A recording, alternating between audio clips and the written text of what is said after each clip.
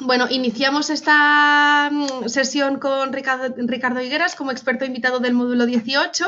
Bienvenido, Ricardo.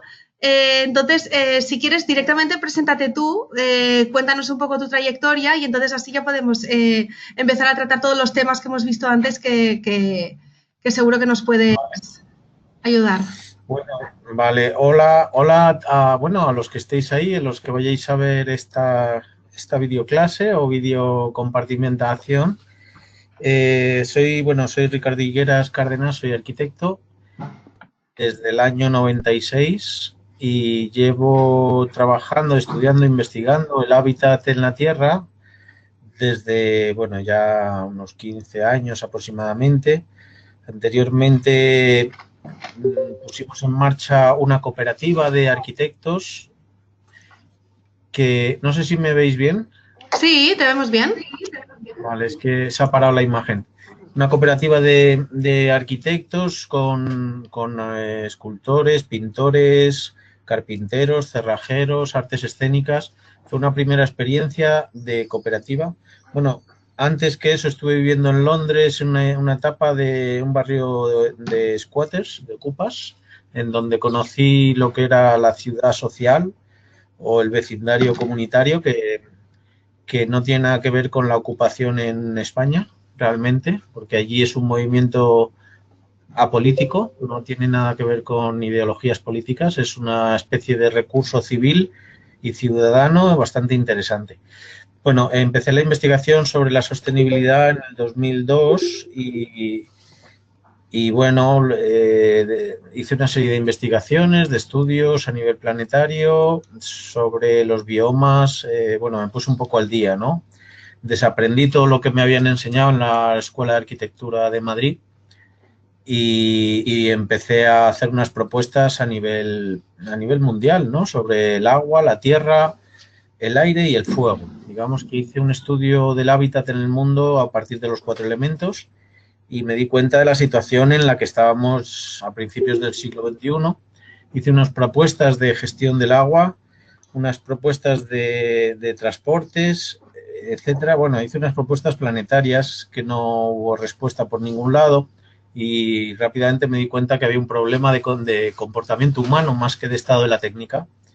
Entonces me fui a viajar por España en una caravana para conocer un poco a las personas, conocer a la gente fuera del entorno urbano y fuera del entorno de confort, del área de confort en el que yo me había formado como arquitecto, y gracias a eso relativicé mucho lo que es las personas. Y bueno, esta investigación culminó con la construcción del edificio Faro en la Exposición Internacional de Zaragoza, que lo tengo aquí preparado para que lo veáis, pero creo que se hace así, ¿verdad, Sonia? Mira, algo así, Sí. ¿lo veis? A ver, tarda un poco. ¿Se ve? No. Ah, pues eso es que no sé, a ver. Sí, ahora lo tengo, sí. Vale, hicimos este edificio, que es un pabellón, el pabellón de las iniciativas ciudadanas, en la Exposición Internacional de Zaragoza del 2008, por medio de un concurso, pues lo ganamos porque, bueno, aquí reuní a un equipo de trabajo bastante interesante, en el que estaba Iñaki Urquía, estaba, bueno, allí asesoró Gaby Barbeta, fue también cuando conocí a Petra Heavens, aparte estaba John Cory Wright, que fue el que a partir de aquí empezó a hacer sus porches de caña, pero bueno, lo desarrolló primero aquí, hicimos una solución con cañas atadas, porque él trabajaba solo con cañas plantadas, y aquí le dimos una solución para poder hacerlo en cualquier sitio. Bueno, participó mucha gente y lo interesante de esto es que retenía 800 toneladas de dióxido de carbono, porque es un edificio que se hace con paja, ¿no? Bueno, todo esto creo que lo estudiáis en el máster, con lo cual no voy a profundizar en esto. Aún así, en la investigación sobre la, sobre la sostenibilidad continuó porque este edificio lo demolieron. Entonces, el problema seguía existiendo, qué pasaba, por qué la sostenibilidad no llevaba a buen puerto, la incógnita de por qué los humanos, qué problema hay, pues seguía en función, seguía dándome en la cabeza, no lo había encontrado y bueno, este año creo que he dado con una de las respuestas. Bueno, las escuelas de arquitectura actualmente son uno de los, yo los llamo los cuásares de insostenibilidad. Pero, a ver, no es una cuestión de, no hay culpabilidad en esto, es una inercia que se transmite de generación en generación por una falta de conocimiento, de conciencia realmente. Y bueno, ahora desde una amplitud de la conciencia, basándome en la resonancia y en la energía que transmitimos entre las personas, pues yo creo que se ha completado bastante este trabajo de investigación y he podido dar pie pues a unas propuestas de carácter social ya más interesantes, yo creo, ¿no? Y bueno, el máster que estáis haciendo, pues yo creo que es un máster ejemplar. Y yo había preparado una serie de proyectitos para contaros, pero principalmente, más que nada, para que veáis el trabajo que yo hago, pero sobre todo para intentar dar respuesta a lo que vosotros digáis, ¿no? Bueno, yo ya le he pasado previamente algunas de las consultas que me habéis ido llegando, entonces, si queréis alguno de vosotros comentar algo. Carlos, que siempre rompes el hielo. No, yo solo planteo una duda en cuanto a la participación, cómo y hasta qué nivel haces partícipes a los usuarios en tus proyectos. No sé si lo puedes explicar así general o si vamos viendo algún proyecto. Me imagino que también depende de cada proyecto y en cada situación y cada cliente también. No sé cómo. Mira, sí, es una muy buena pregunta. Como dices, en realidad depende mucho de cada caso, ¿no? Pero te puedes hacer una idea un poco, el trabajo de arquitectura para mí es un trabajo como si fuera un arte marcial, como un trabajo de iniciación. Yo soy consciente de que estoy al servicio de las personas, ¿verdad? Y mi profesión de arquitecto se pone al servicio de las personas. Ya sea, esas personas pueden ser el planeta entero, que es un ser vivo grande, entonces mi trabajo está al servicio del planeta, o puede ser una ciudad, una sociedad, entonces hago urbanismo al servicio de la sociedad, o puede ser una vivienda y entonces estoy al servicio de esa familia, ¿entendéis? Entonces, estar al servicio significa hacer la propuesta que ellos quieren. A veces el cliente, ya sea quien sea, como he dicho antes, te pide que le hagas tú lo que tú quieras, ¿no? Entonces, desde esa responsabilidad es una propuesta directamente. Otras veces es el propio cliente el que quiere hacer su casa, ¿no?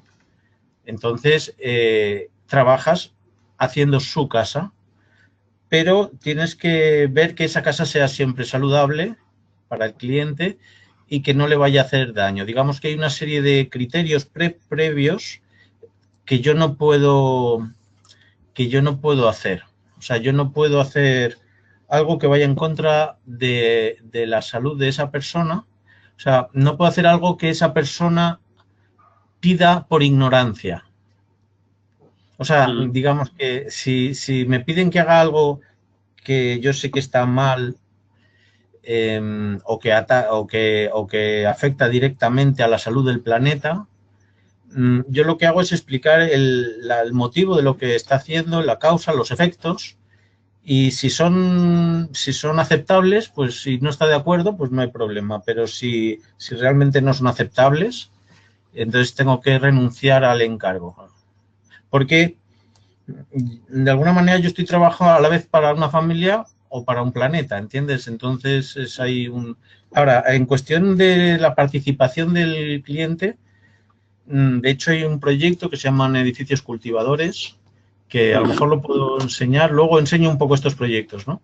En el que la propia construcción se hace con los usuarios, ¿eh? Entonces no solo lo hacen los usuarios, sino que sirve como escuela-taller.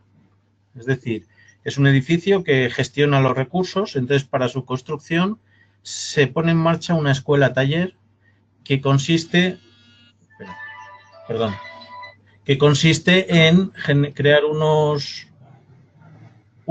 maestros de oficios, pues ya sea constructor de paja, o ya sea cantero, o sea instalador fotovoltaico, o sea hortelano, y está a su cargo un grupo de trabajadores cualificados extraídos de escuelas taller o de escuelas de arquitectura o del paro o de donde sea, pero que tengan aptitudes, ¿verdad? Entonces, bajo las órdenes y, digamos, mandato o enseñanzas del maestro de obra y con la supervisión del arquitecto, etcétera, la dirección facultativa, se construye el edificio. Y luego, pasando en el ámbito particular, en los proyectos, en los encargos de familias, siempre la solución implica o bien una participación del futuro habitante de la casa para ahorrar costes, o incluso en casos en los que el propio fabricante no tiene dinero, perdona, lo que hago es proponer algún sistema que genere dinero, o bien fabricando adobes, o bien creando algún tipo de empresa que luego él pueda utilizar y demás. Es decir, la construcción, la implicación del usuario, del cliente, es absoluta. O sea, es siempre. La arquitectura no es una cosa que se separe una parte de la otra, el arquitecto del cliente, ni del constructor, ni de nada, ¿no? Está todo bastante unido y todo puede, incluso el proyecto de ciudad que os quiero contar, lo hacen las propias personas. ¿Vale? ¿Entendéis? No sé si he respondido a la pregunta, Carlos. Sí, sí, sí. Muchas gracias. Vale.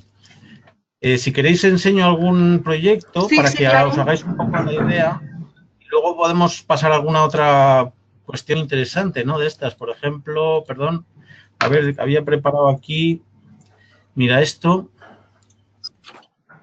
lo voy a cerrar, perdonadme, chiqui. Si yo hago así, ¿no? A ver, Sonia, tú me dices que lo voy a hacer. Ahora vemos tu pantalla. ¿Veis la pantalla, no? Sí. Vale. Mirad, ¿me escucháis? Sí.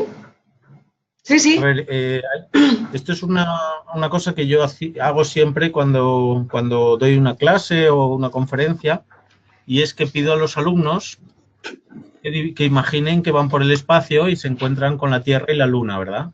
Y entonces les pido que dibujen dos círculos donde se represente la Tierra y al lado la Luna.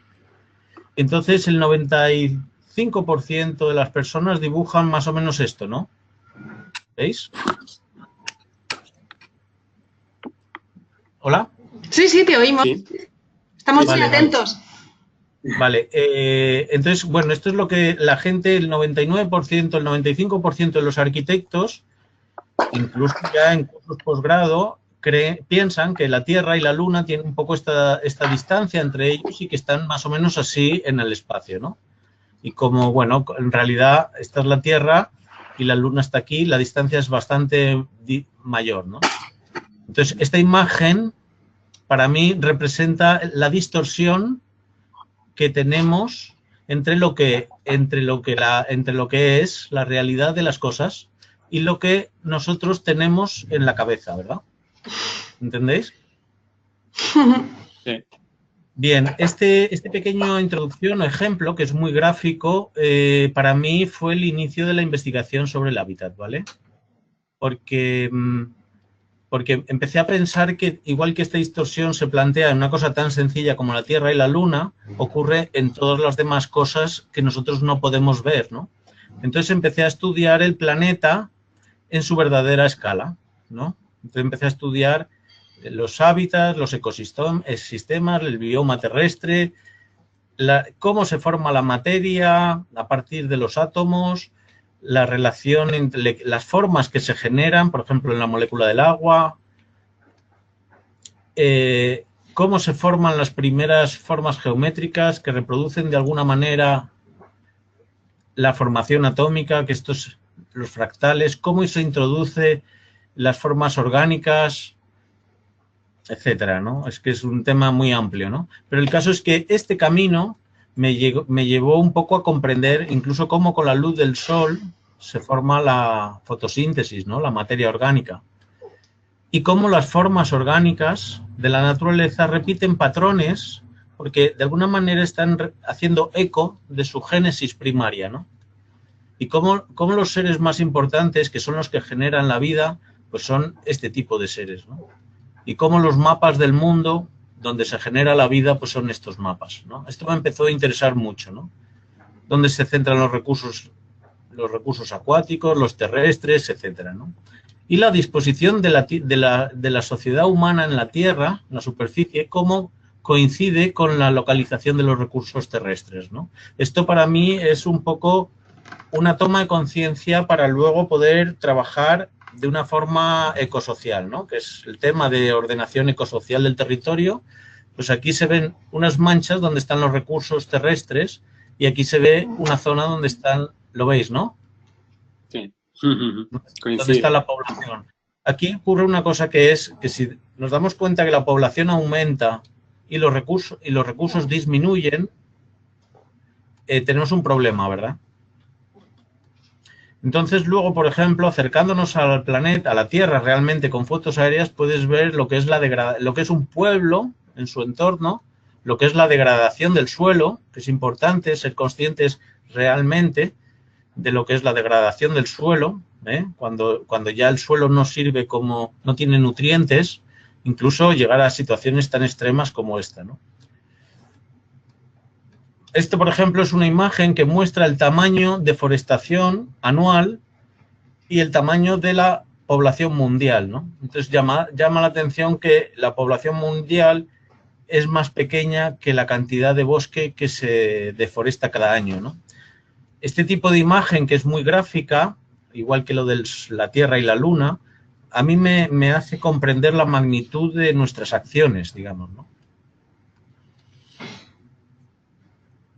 Entonces, bueno, estudiando esto, pues comprendí que, bueno, que los tejidos terrestres y las leyes que hay en la naturaleza tienen cierta similitud. Por ejemplo, esto es un cristal del agua, de Masaru Emoto, una célula, como tienen una simetría, unas leyes propias que se repiten de repente en un esqueleto, un erizo, y como, por ejemplo, a la izquierda en esta imagen tenemos un ala de insecto, de mariposa, y aquí tenemos un trozo de un desierto, ¿no?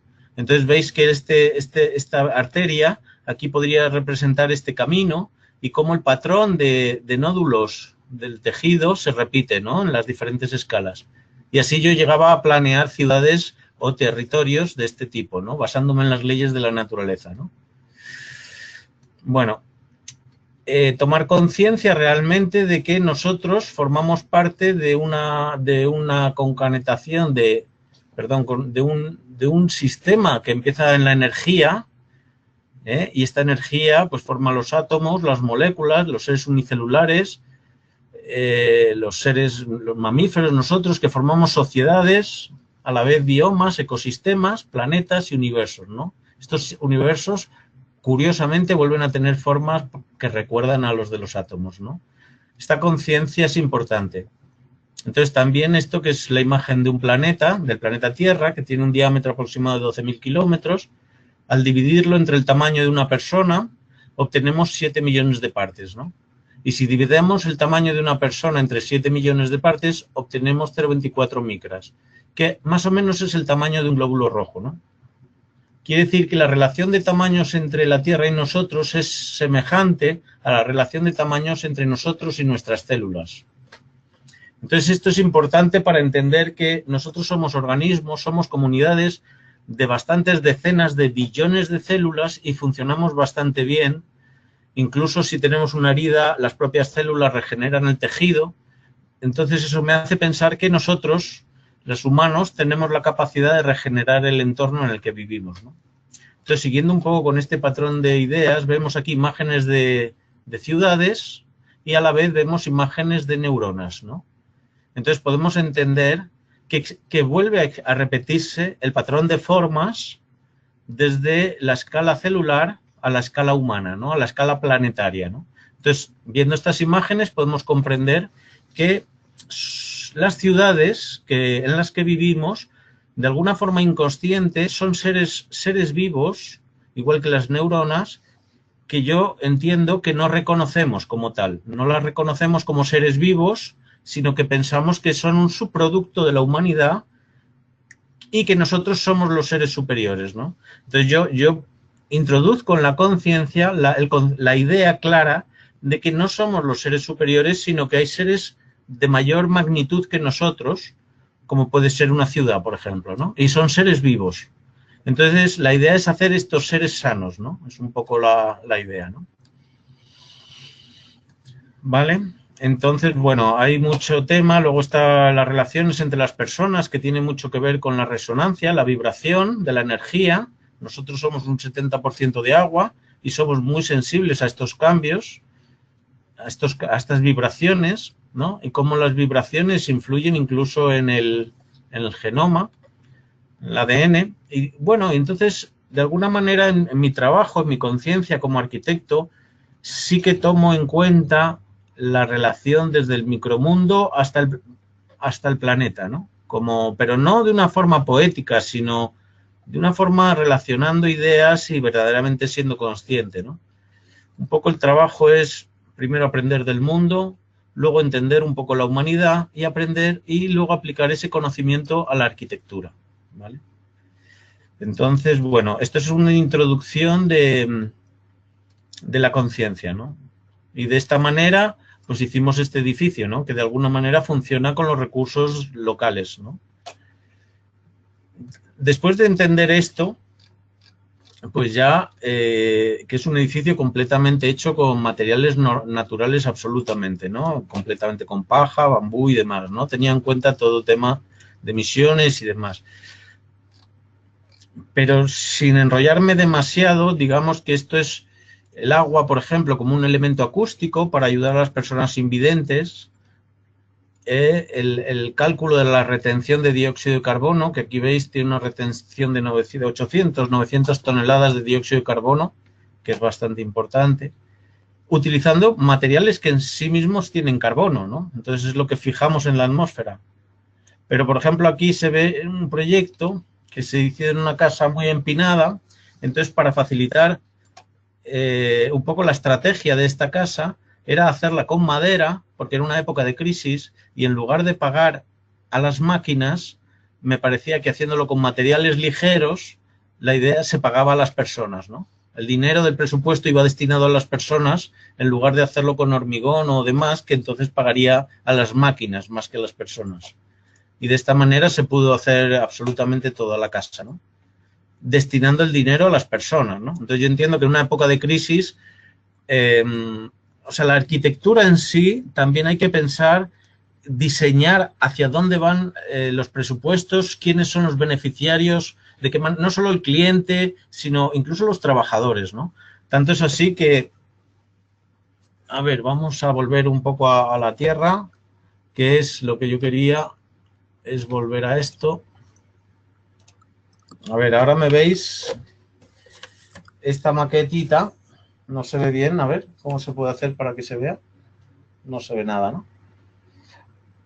No se ve. Se ve y inclina un poquito la luz, porque a lo mejor se ve demasiado, está demasiado dirigida, pero sí que se ve. Ahí se ve. Sí. Vale. Esto es una cercha, ahí. Es una estructura que está hecho con cañas, ¿vale?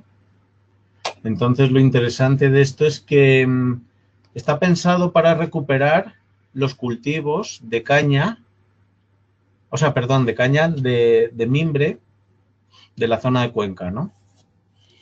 Entonces, ya no es solo quién lo hace o cómo se hace, sino la materia prima de dónde se saca para recuperar una economía sostenible en una región rural en donde siempre se ha vivido de cultivo del mimbre, ¿no?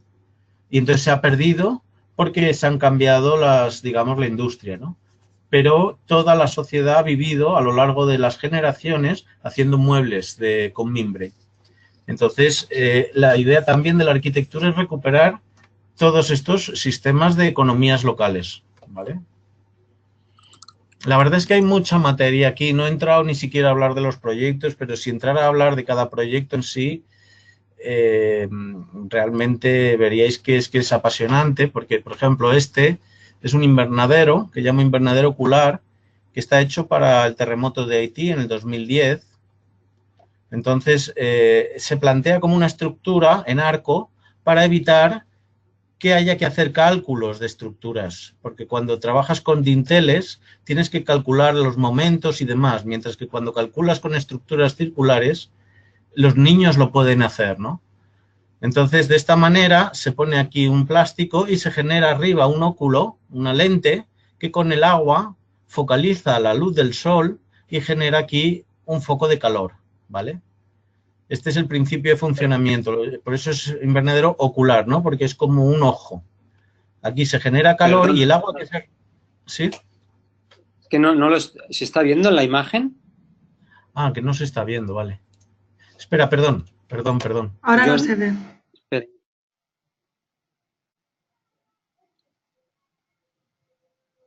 Ahora sí, gracias. Vale, gracias. Esto es lo que os contaba de la estructura circular. Este es el plástico que hace el óculo y focaliza la luz, ¿veis aquí? Esto lo que hace es hacer de lupa, calienta esta zona, que es donde tenemos agua acumulado de la lluvia y se genera una calefacción por inercia térmica en el agua, ¿vale? ¿Veis cómo es el funcionamiento? Esto lo construimos en Madrid, en un huerto comunitario, entre las personas para ver realmente cómo se hacía, ¿no? Y se hizo en un día. ¿Se ha entendido un poco el principio de funcionamiento? Sí. Es un funcionamiento físico, ¿no? Hacer una lente de agua arriba que concentra la luz hacia los depósitos de agua que se acumulan. ¿Y ahora cómo se mantiene esta estructura? ¿Se mantiene? ¿A qué te refieres? ¿A qué te refieres? Todavía está... Bueno, mira, casualmente han trasladado el huerto a otro terreno. Esto que empezamos haciéndolo en un solar prácticamente, vamos, pues cogiendo un solar que estaba abandonado, pues hace unos meses el ayuntamiento lo ha trasladado a otro solar con un presupuesto de 14.000 euros, creo. O sea que ya esto se está, bueno, ha tenido un éxito tremendo todo este huerto porque ha trabajado mucho con todas las asociaciones, los centros sociales del barrio, ha ido un montón de gente a aprender, a cultivar, a relacionarse, ha sido todo un éxito. El invernadero ocular no creo que se ha trasladado, sinceramente. Porque de hecho estaba ya en desuso, o sea, lo habían dejado, yo hace tiempo que lo dejé aquello y no siguieron. También lo hicimos en Dilar, en Granada, que son unos chicos que vivían en un cortijo, también lo pusieron en marcha. La verdad es que es muy sencillo de hacer, ¿sabes? O sea, por eso se hace en un día, o sea, es muy barato, muy sencillo. Pero es que este concepto pasaba a lo que son los edificios cultivadores, creo que te comenté, Sonia, que es lo mismo, pero a un nivel ya de edificio completo, ¿no? Entonces, en el centro estos son unos cultivos donde se recoge agua por la cubierta y hay una zona de agua, de remanente. Se construye alrededor unas viviendas, que cada uno tiene su propia vivienda y digamos que cada uno hace su vida independiente, pero tienen unos trabajos comunitarios, ¿no? De manera que es un poco como lo mismo que decía del organismo vivo. Digamos que esto es como un organismo vivo que tiene a unas personas que hacen que funcionen los recursos, ¿no? De alguna manera. ¿Entendéis? ¿Eso se adaptaría el diseño según la zona en la que se ubicara o esto es simplemente no está situado en ningún lugar y no se ha tenido en cuenta eso? Mira, no, esa pregunta es buena porque, a ver, esto es un sistema, es una idea, es un concepto de arquitectura que en sí mismo tiene una forma, ¿vale? Pero digamos que esto lo podrías extrapolar a otro tipo de un edificio en la ciudad que recoge lluvia, que en las terrazas pone huertos y que tienen en la planta baja un centro social, por ejemplo. ¿Sabes lo que te quiero decir? Y ese centro social produce Sí. una renta cuidando a personas mayores o personas con enfermedades ambientales, que es un retorno para los cooperativistas del edificio de viviendas de la ciudad, de ese edificio, ¿no? Que lo ha puesto en marcha. O sea, la idea es que la arquitectura es un objeto que está vivo, ¿vale? No es un objeto inerte consumidor de recursos, sino que es un objeto vivo que produce recursos, gestiona recursos, capta recursos, ¿vale? Ya sea el agua, ya sea el alimento, ya sea el abono. Y además que esto que parece utópico en realidad no lo es. Es tan utópico como si en el siglo XIX se hablara de la electricidad, ¿verdad? En realidad es cuestión de optimizar la gestión de los recursos y los usos. Por ejemplo, os voy a contar un ejemplo muy fácil, que además lo cuento mucho porque creo que va a hacer falta ponerlo en práctica rápidamente, ¿no? Ricardo, ¿Sí? Perdona, soy Aitor. ¿Cómo se regula la temperatura en ese interior en verano? Abriendo la cubierta. Recogiendo ¿En el perímetro? ¿Eh? ¿En el perímetro? Sí. ¿O en el centro? No, hombre, creo que es mejor recogerla hacia el perímetro, porque ves que los gajos van de mayor a menor, ¿no? Entonces esto no está construido, ¿vale? Pero en el proyecto la idea es que aquí hay unos elementos que, enrollándose, van recogiendo la cubierta. Entonces quedaría solo lo que es el esqueleto, ¿verdad? Sí. Y quedaría esto abierto para que ventilara en verano. Porque además en verano no llueve tanto, ¿verdad? O sea, la idea de esto es recoger agua en invierno, ¿no? Y en otoño. Vale. ¿Vale? Entonces, ¿veis? Lo que os decía un poco antes, este es un poco el esquema en sección, ¿verdad? Bueno, espera, seguimos con esto, ¿vale? Este luego lo hicimos en una vivienda unifamiliar, pero bueno, para que veáis cómo está construido, ¿vale? Pero a nivel de vivienda unifamiliar, no a nivel... A mí me interesa más a nivel de vivienda colectiva, ¿vale? Sí. Estos son para recoger el agua de lluvia, que esto que se recoge aquí en estas tinajas, luego caen al centro, aquí, pero antes pasan por unos filtros de grava, que son estos, ¿vale? ¿Veis? Estos de aquí. Y de aquí caen adentro, ¿verdad? Y desde aquí se bombean a una piscina que hay más grande, que ahora os voy a enseñar, aquí arriba, y desde aquí por goteo, por gravedad, riega el pequeño huertito, ¿verdad? Este es un poco el concepto de funcionamiento. ¿Veis? Pues es un poco así, ¿no? Entonces todo esto está medido, o sea, está con un índice pluviométrico de la zona y se dimensiona la capacidad de acumulación de agua, y incluso esto es la zona central de aquí arriba, que también recoge agua. En este caso no está abierto como en el edificio cultivador, porque entonces podrían entrar los cacos a robar, sino que está cerrado con una lente, ¿no? Con un textil de PVC, la verdad. Este no es un material muy ecológico, pero es lo único que he encontrado. Entonces, desde aquí se coge el agua y también sirve para la zona central, ¿no?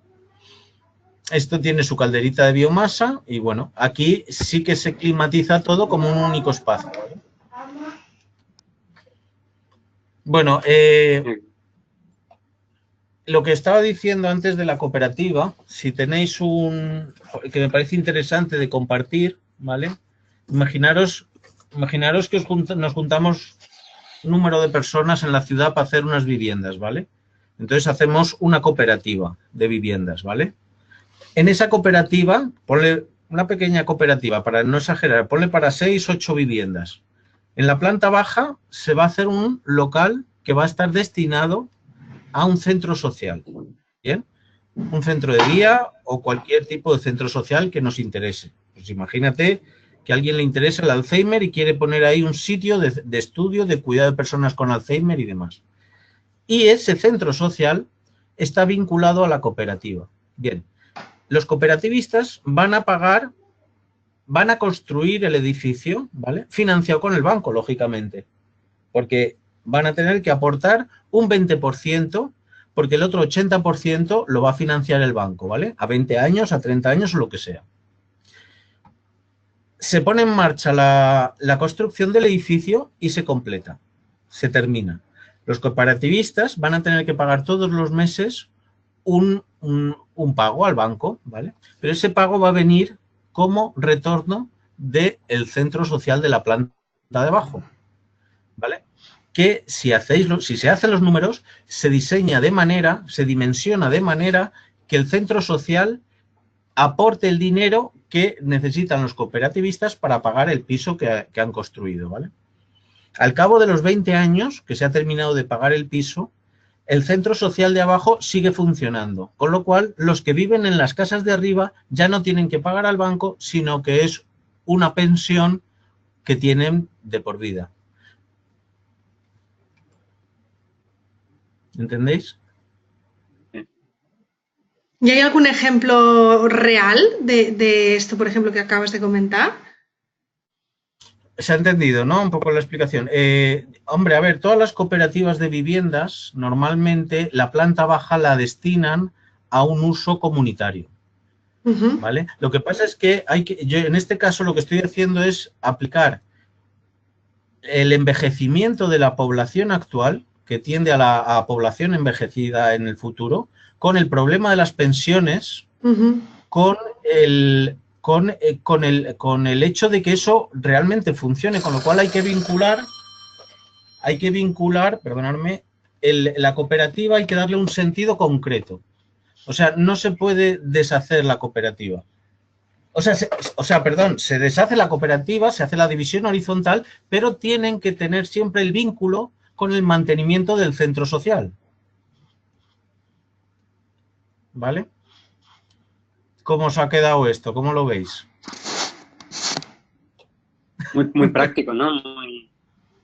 Es muy interesante. Es una idea que yo la digo por todos lados, porque es que va a hacer falta realmente hacer y además que si revisáis lo que he dicho, el cooperativista solo paga un 20% del valor de la vivienda, porque el otro 80% lo van a pagar las personas que van al centro social, que en muchos casos van a estar financiados por la comunidad autonómica, con lo cual la propia vivienda está ayudada en su pago por la propia comunidad autonómica. Es digamos, una contraprestación por el servicio social que están haciendo los cooperativistas que están poniendo en marcha un centro social, con su propio riesgo, con su propia voluntad y haciéndolo de esta manera. Todo este tipo de cuestiones es lo que se llama el tercer sector. Es pensar en el bien común. El bien común es una forma de entender, de hacer las cosas de manera que el beneficio que se obtiene es muy grande, porque es un beneficio comunitario. Entonces, lo que tú estás dando hacia afuera te está retornando por todos lados. De manera que es la gran diferencia que hay entre pensar en uno mismo, que es un pensamiento egocéntrico, o pensar en los demás. Es la diferencia del modelo del egocentrismo, que la Tierra es el centro del sistema solar, o del heliocentrismo, que es que el Sol es el centro del sistema solar. Actualmente vivimos una crisis porque el modelo es egocéntrico. Se piensa que solo se puede salir adelante a partir de la capitalización del dinero. Pero no vamos a entrar en todo eso. Pero si se revierte esa forma de pensar, es como la naturaleza produce con exuberancia. Cuando haces el bien común, produces en demasía, en exuberancia. Entonces aquí el proyecto que hicimos para Tetuán es una zona, no sé si lo veis, ¿no? Sí. ¿Lo veis? Vale. Ahora sí que se veía. Lo veis, ¿no? ¿Ves? Esto es Madrid, ¿vale? Este está aquí el Santiago Bernabéu, esta es la Castellana, este es el Retiro, el centro, y esta es la zona donde yo vivo, que es el barrio de Tetuán, ¿vale? Entonces es una zona que está bastante degradada porque aquí había un rastro en esta calle y lo quitaron para llevarlo a una avenida más grande. Entonces quedó la calle, que estaba dimensionada con unas alineaciones retranqueadas, como veis aquí, para que cupiera el rastro, ha quedado completamente sobredimensionada y en una situación lamentable a nivel urbanístico, ¿no? En los espacios públicos. Además, aquí al fondo es una calle que va en cuesta hacia abajo y aquí está la sierra, ¿no? Con lo cual se producen unos vientos bastante importantes por esta calle, pero la ventaja es que aquí quedan estas casas antiguas que tienen la alineación antigua, ¿no? Como esta o como esta, ¿no? Protegen. Y claro, entonces yo digo, vale, esto es lo que quieren es que esto quitarlo y que al final quede una arteria de una gran anchura, que lo único que va a hacer es una calle con una zona sobredimensionada y con unos vientos bastante incómodos, ¿no? Entonces, yo hice un estudio, hice una propuesta para esta calle que básicamente era mantener estas construcciones, mejorándolas, pero que sirvieran de cortavientos y darle sentido a todo este espacio público, ¿no? Entonces, hice un análisis del barrio y me di cuenta que donde había el rastro, al quitar el rastro le habían quitado, digamos, el alma mater al barrio, ¿no? Entonces, la idea era volverle a dar energía a esta calle para que volviera a funcionar como corazón que impulsara el barrio, ¿no? Haciendo un estudio en la población, me di cuenta que la población predominante en el barrio ya es bastante mayor, pero iba a ser cada vez mayor, ¿no? Entonces, un poco el urbanismo que planteo es un urbanismo social o paliativo. Es decir, si nosotros hacemos un urbanismo actualmente que piensa en la salud de las personas hoy, basándonos en la sostenibilidad, básicamente, en el entorno social, en el medioambiental y en el económico, nosotros vamos a conseguir una población envejecida más saludable y menos dependiente. Es decir, esto es una cosa que es entender la ciudad como un soporte que beneficia a las personas que viven en ellos, ¿no? De manera que, si se trata así, el problema de la vejez dentro de unos años no será tan grave como lo que vamos a encontrarnos, porque vamos a ser personas muy dependientes y con muchas enfermedades, ¿no? Un poco también la organización de la propuesta era una organización de cooperativa, ¿vale? Que invertía, en vez de ser una pirámide al uso, donde arriba está la dirección, las gerencias y los trabajadores, yo me di cuenta que este sistema no funciona en un momento de crisis, porque cuando hay recortes se recorta en la base y se hace inestable, ¿no? Y además las gerencias normalmente entran en competición unas entre otras porque se separan. Entonces los presupuestos no se hacen solidarios, ¿no? Entonces me di cuenta que invirtiendo la pirámide, si en la base se pone el alma mater, digamos, y los trabajadores se ponen arriba, esto es un esquema de funcionamiento que me parecía que tenía sentido, pero me parecía inestable, ¿no? Entonces me fijé en una organización que son los árboles y las plantas que funcionan así, ¿verdad? En la base está, bueno, lo voy a contar muy rápido, ¿vale? Porque creo que quedan 10 minutos. En la base está la semilla, las gerencias están en el tronco, las ramas son los objetivos y las hojas son los trabajadores, ¿vale?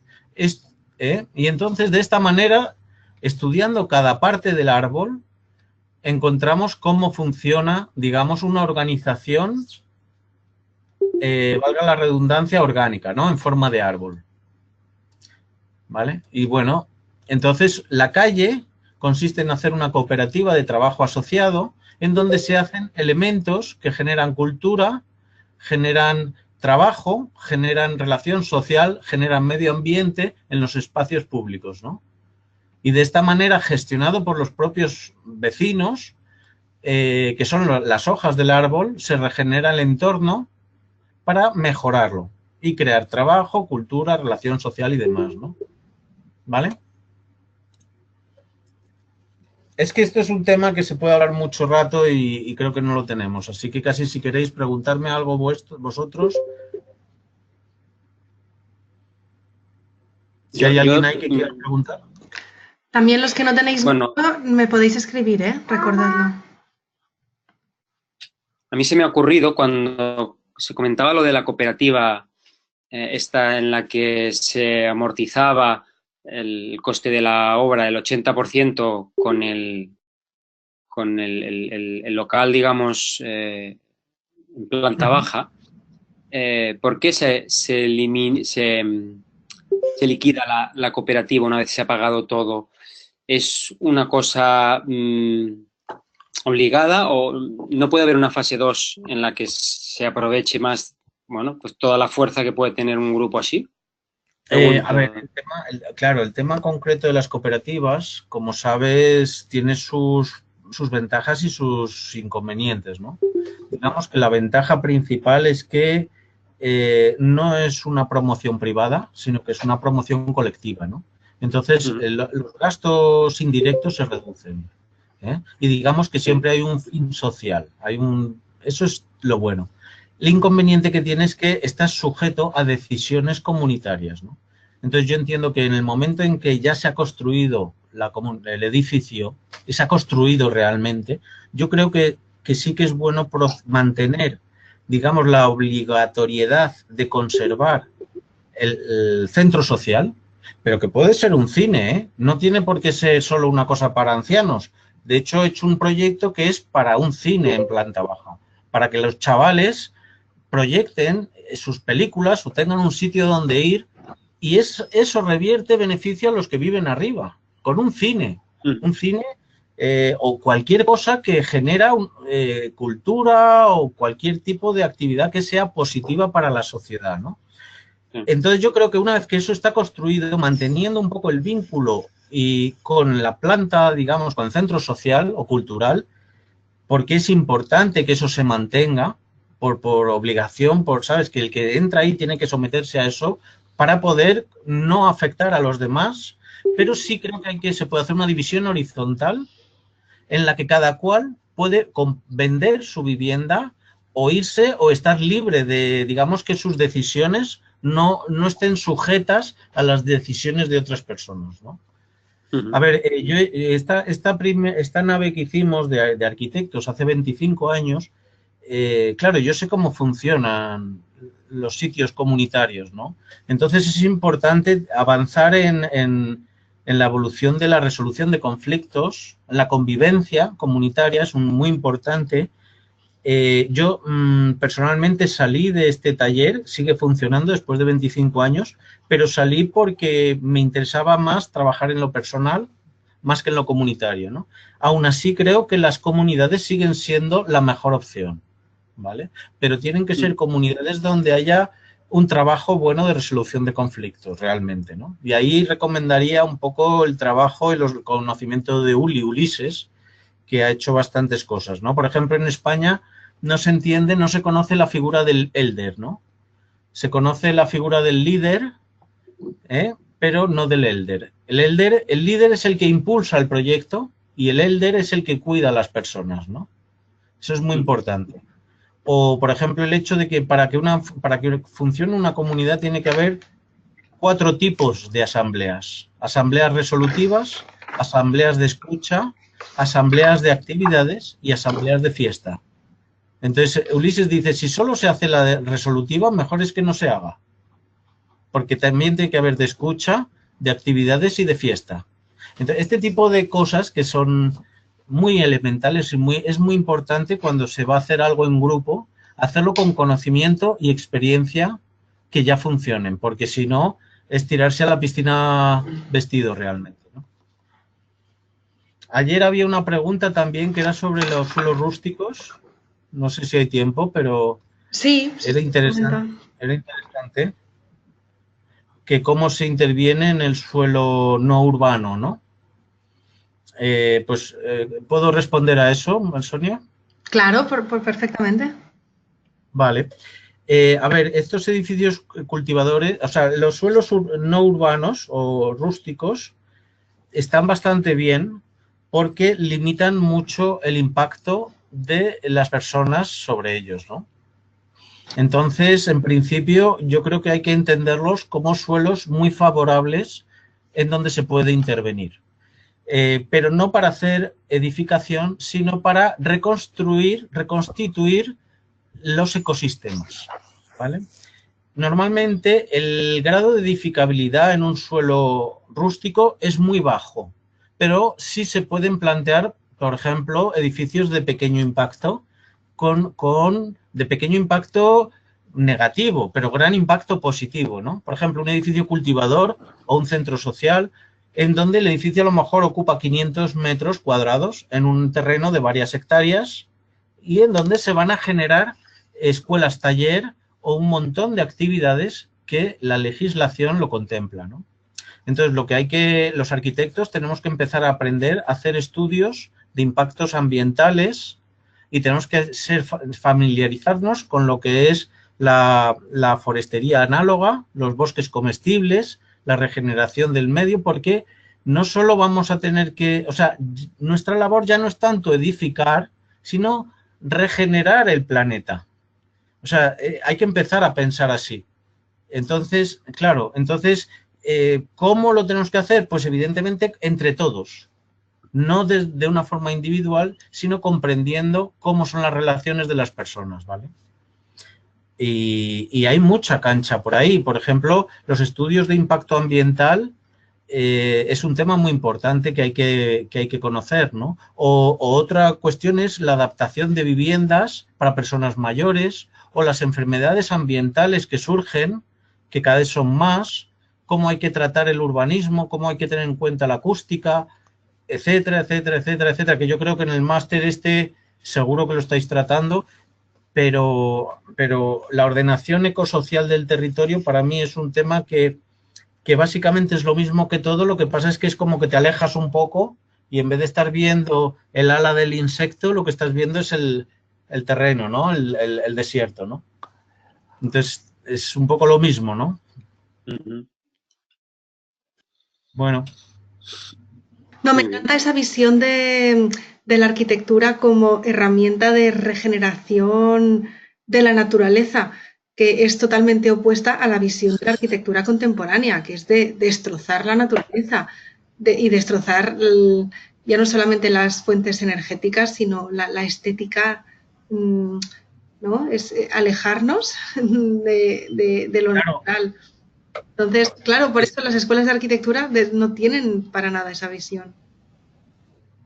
Es que no solo no tienen esa visión, sino que fomentan la visión contraria. Actualmente, lo siento, pero es la realidad y tengo que decirlo, el último premio Pritzker, que está favoreciendo la construcción con acero, ¿vale? Entonces, existe un lobby muy fuerte en torno a la industria del acero, que desde el 2008 estaban perdiendo mucha fuerza y yo tengo artículos en donde constantemente están intentando levantar cabeza, ¿no? Los grandes arquitectos son los que componen el jurado de los premios Pritzker y han dado el premio a un estudio de arquitectura que construye con acero. Una fábrica de ladrillos emite 6.000 toneladas de dióxido de carbono al aire. Una fábrica de acero emite 9 millones de toneladas de dióxido de carbono al aire. Una casa construida con adobe no emite dióxido de carbono y una casa construida con paja retiene dióxido de carbono. Las escuelas de arquitectura están al servicio de los lobbies y la cuestión es que hay gente que entiende que eso tiene que cambiar. No lo critico, simplemente lo digo. No lo juzgo, porque yo entiendo que todo el mundo tiene su familia y todo el mundo tiene que... Pero se puede elegir qué camino tomar, ¿no? Y las instituciones de arquitectura hoy en día no están a favor de la sostenibilidad. Están, lo siento, pero es verdad, están al servicio del capitalismo y de la destrucción del planeta. Los políticos tampoco están ayudando y se están generando una segregación. Por ejemplo, una de las enfermedades que tienen las grandes ciudades, bueno, es que por todos lados lo dicen, ¿no? Dicen, hay que concentrar la urbanización, la densidad de la población tiene que estar concentrada, porque si nos repartimos por el territorio, vamos a esparcir toda la porquería por el territorio, ¿no? Eso solo lo puede decir alguien que trabaja en la ciudad porque si trabaja en el campo se da cuenta que el que vive en el campo cuida el campo, lo regenera y lo pone en funcionamiento. El que vive en la ciudad solo piensa que va a destruir todo lo que hace, ¿no? Entonces, claro, ese es un poco el problema, ¿no? Es un problema que no nos dejan ser soberanos, no nos dejan poder arreglar nuestro entorno, nos tienen que hacer siempre dependientes un poco del dinero que ellos, las migajillas que nos van dando, y es un problema realmente serio porque si es como que un organismo necesita que el cerebro siempre esté diciendo que tiene que hacer las cosas, ¿no? No sé si me entendéis. Yo entiendo que el sistema que había antes, en los que cada persona hacía su casa, cada persona cuidaba a su pueblo, se procuraba el alimento, se hacía su economía, era suficientemente sostenible, ¿no? No creo que sea contradictorio con una nueva era de comunicaciones, incluso una era espacial, ¿no? Pero yo creo que el concepto básico de entender que una cosa es la sociedad y otra cosa es la forma de hacer las cosas, no tiene que caer en el error de generar clases políticas que se alimentan de, digamos, de los impuestos, ¿no? Entonces, un problema que hay en las ciudades, que me he ido por las ramas, es la segregación social. Esto lo tengo que contar, Sonia, no sé si me he pasado, pero es importante, ¿vale? No, que está muy interesante esto que explicas. Adelante. Esto es muy importante porque, mira, cuando presenté la propuesta de Tetuán en la Junta del Distrito, noté mucha resistencia, porque más por miedo que por vergüenza, en realidad, ¿sabes? Porque me decían, no, es que no se pueden hacer adjudicaciones según la ley de contratación con la administración pública. Entonces les dije, bueno, dime qué artículos no permite, y no me sabían decir. Así que me leí y me estudié la ley de la contratación con la administración pública en Semana Santa de hace un par de años, y volví diciendo que sí que se podía hacer de varias formas, y en cualquier caso me daba igual porque la cuestión era que lo importante es que se contratara, que lo hicieran los vecinos, pero que me había dado cuenta que había un artículo en el que había que modificar, porque decía que para contratar con la administración pública hay que tener solvencia técnica y económica, y que eso genera segregación económica y social. Porque si tú tienes solvencia técnica es correcto, porque tienes que saber hacer las cosas, pero la solvencia económica se puede suplantar con un seguro.